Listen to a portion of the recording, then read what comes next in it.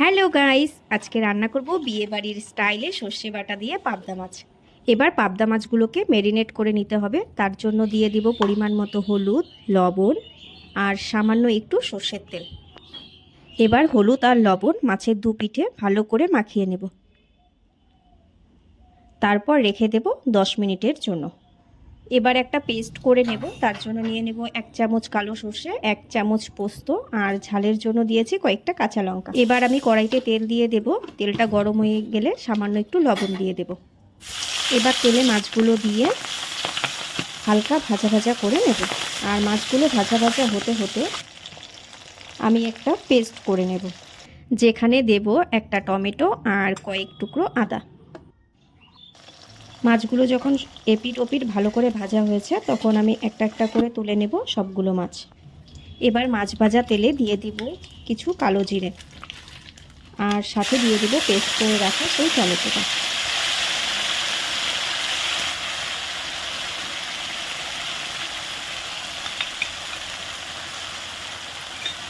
তারপর ভালো করে নাড়াচাড়া করব। এবার দিয়ে দিব পরিমাণ মতো হলুদ, দেব লবণ, কালার ফ্লেভারের জন্য দিয়ে দেব লঙ্কার গুঁড়ো, দিয়ে ভালো করে মিশিয়ে নেব যাতে টমেটোর সেই কাঁচা গন্ধটা না করে।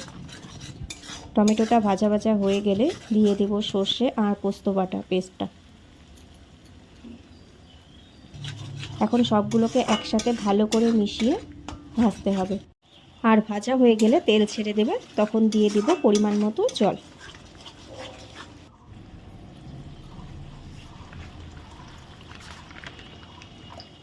আর জলটা ফুটে গেলেই মাছগুলোকে দিয়ে মিনিট 5 ভালো করে ফুটিয়ে নিতে হবে।